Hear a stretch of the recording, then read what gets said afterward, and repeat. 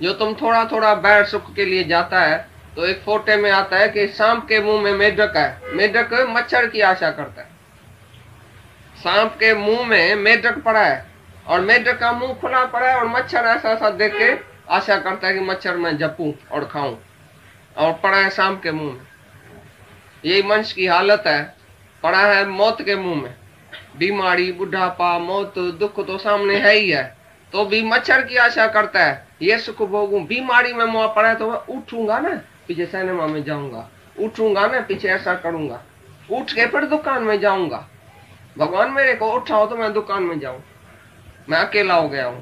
भगवान मेरे को उठाओ तो मैं सिनेमा देखने जाऊं, मैं अकेला हो गया हूं। बीमारी में आदमी मनुष्य दुखी क्यों होता है? न तो बीमारी तो बहुत अच्छी है, बिस्तरे पर सो के भगवान का भगत बहुत बोलता है सारी दुनिया से छूट गया, कोई काम तो नहीं करना पड़ेगा।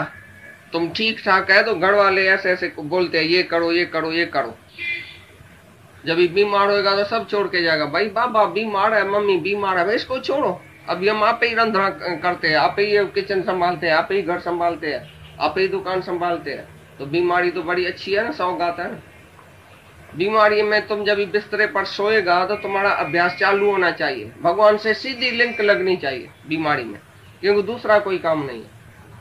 अभी ठीक ठाक है तो इधर धक्का खाएगा, उधर धक्का खाएगा, ठीक ठाक है तो इधर उधर जाएगा, बाहर मुख होएगा, कुछ शौक भी होएगा, खाने का, पीने का, भोगने का, सोने का, घूमने का शौक होएगा, इच्छा होएगी। बीमारी में सब इच्छाएं खत्म, भाई इधर ही सोने का है। अभी मेरे को टाइम है 24 ही घंटा भगवान का जप करने का, भगवान से प्यार करने का टाइम ही तब मिलेगा जब तुम सीधा सोएगा। अरे बीमार नहीं भी हो ना तो भी सो के दिखाओ, झूठ मूठ के भी बीमार होके दिखाओ, घर वालों को पीछे बैठ के भगवान से बातें करो। सफेद चादर पहन के सो जाओ, आज मेरे को पेट में दर्द है, तुम भगवान से जाके बातें करो, झूठ बोल के भी सो जाओ तो अच्छा है। तो 5 विषय तो तुमको नहीं आएगी बीमारी में कम से कम। तो जो भी 5 विषय है, बीमारी में आदमी दुखी क्यों होता है? क्योंकि उसकी वासना बैर बैर है। कोई माई जाके डिलीवरी करती है जब भी अस्पताल में, तो 10 दिन उधर सोना पड़ता है उसको। माई क्या बोलती है, 5 दिन में नर्स को बोलती है मेरे को घर में जाने दियो। भाई क्यों? मेरा बच्चा क्या करेगा, मेरा मर्द कैसे करेगा, उसको मैं पका के दूंगी, उसको मैं खिला के दूंगी, वो बच्चे को संभाल तो करूंगी। अरे बैठी तो होंगी घर में, इधर अस्पताल से मेरे को छोड़ो। अरे अस्पताल में इतनी रेस्ट है, इतना शांति है, मसा मजा तुम दुनिया के झंझट से आके इधर सोई है, तो मरो तो सही ना, 10 दिन तो मरो, 10 दिन तो भगवान का कोई भजन करो। 10 दिन के अंदर ही बोले नर्स डॉक्टर यानी हमको कब भी छुट्टी देगी, हम जल्दी घर जाए।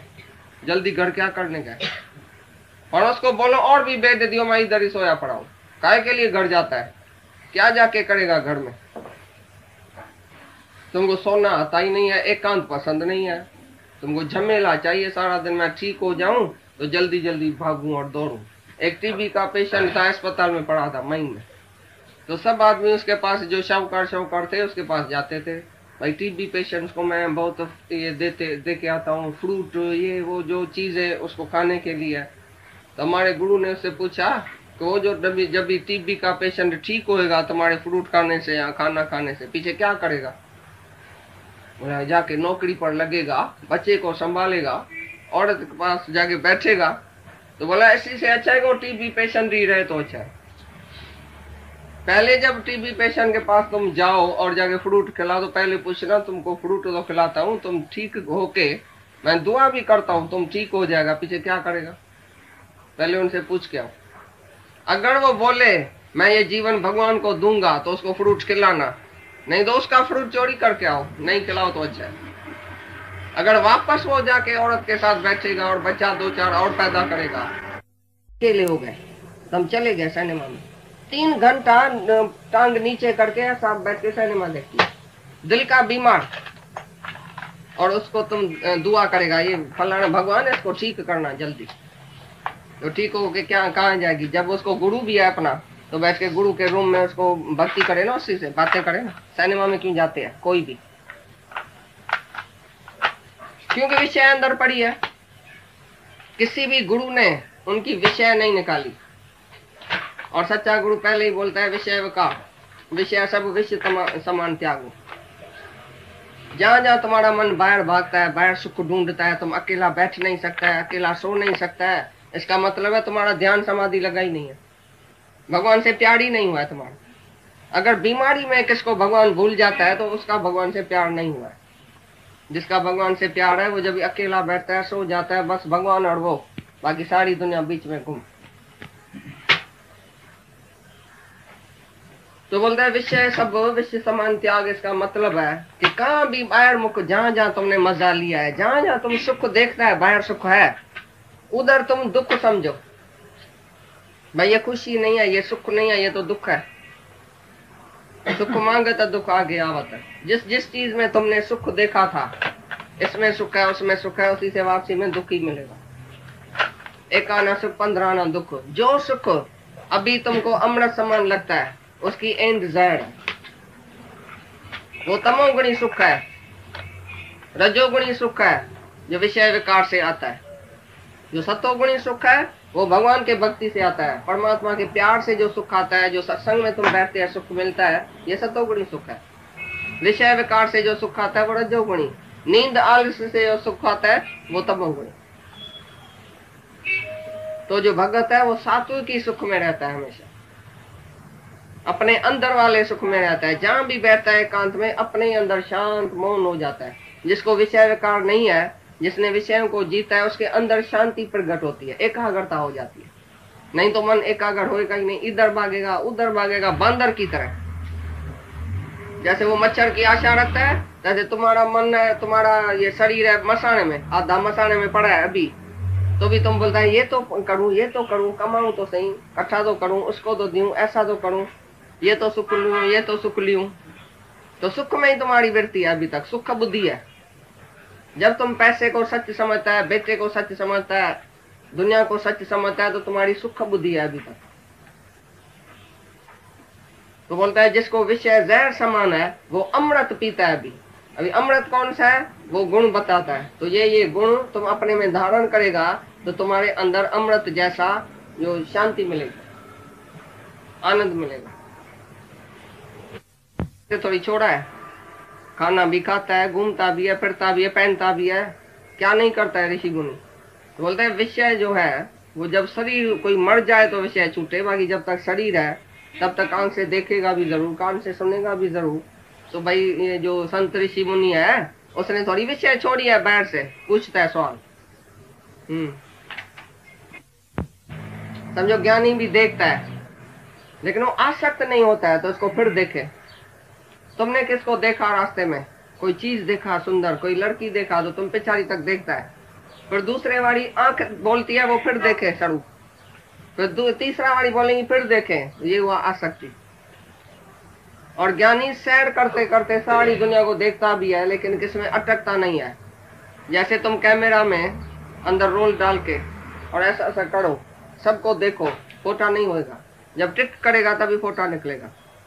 तो तुम सारी दुनिया को जाके देखो, लेकिन जिसको दूसरा वाली देखने की इच्छा होती है ये तुम्हारी आसक्ति है। दूसरा वाली मिलने की इच्छा होती है, मैं फिर मिलूं, मैं फिर देखूं, मैं फिर खाऊं, आइसक्रीम तो बड़ी अच्छी थी, फलानी होटल की आइसक्रीम बड़ी अच्छी थी, फिर भाई चलो, फिर चलो, रोज बोलेगा फिर चलो।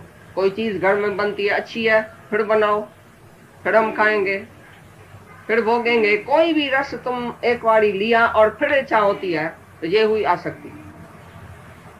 भाई ऋषि मुनि ने भी सब ये जो है विषय वो भोगते हैं, विचरते हैं विषय में, तो भी उसमें आसक्ति नहीं है कि फिर देखो। वो अपने आनंद में रहता है, क्योंकि ये शरीर है, शरीर में विषय रहेगी, शरीर में विकार भी रहेगा, लेकिन वो विकारों सहित देही नहीं है।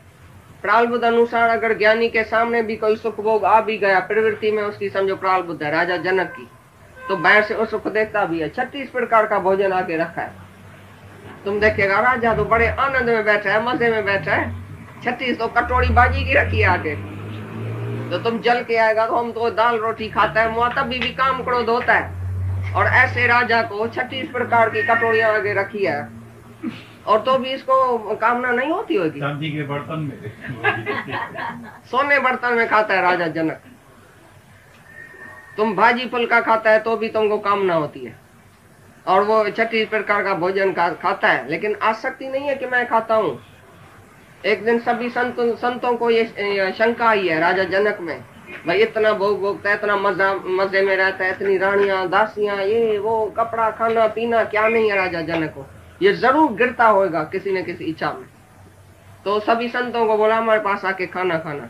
तो ऊपर से पतली तलवार, पतली जो है धागे में तलवार नंगन ऐसा लटका दिया सारे हाल में। नीचे आगे संत साधु बैठा, 36 प्रकार का भोजन उसको खिलाया। वो खाने लगा तो एक संत का जरा ऊपर लगा के, बाबा ये तो देखो अभी हम मर रहे हैं। देखा राजा जनक ने क्या किया, देखो तो सही ऊपर, जिसने ऊपर देखा उसका खाना पीना बाहर निकलने लगा, अंदर जाएंगे। बोला कभी जल्दी जल्दी खा के और बाहर निकलो। जब जल्दी जल्दी खा के बाहर निकला तो राजा जनक खड़ा था। बोला दही वड़ा आज कैसे बना था, इडली कैसे बनी थी, डोसा कैसे बना था। बोला हमने तो खाया ही कुछ नहीं, हमको तो कुछ रस ही नहीं है, हमारा तो ध्यान था ऊपर तलवार में, अभी मरे की मरे। तो खाया भी जैसे नहीं खाया। तो राजा जनक ने बोला तुमको उसका जवाब मिला। बोला कौन सा जवाब। बोला तुम भी बोलते हैं ना राजा जनक क्या नहीं मजा लेता है। अरे हमारा ध्यान है, अभी ये शरीर है, 2 मिनट के बाद होएगा ही नहीं। एक मौत याद है, एक आत्मा याद है, बाकी तो कुछ याद ही नहीं है। शरीर अभी है अभी नहीं है, तो क्या इसको सुख दिलाए। ये तो प्रारब्ध अनुसार मेरे को ऐसी प्रवृत्ति में रहना पड़ता है, बाकी मेरे को कुछ चाहिए थोड़ी, अंदर में कोई आसक्ति थोड़ी है।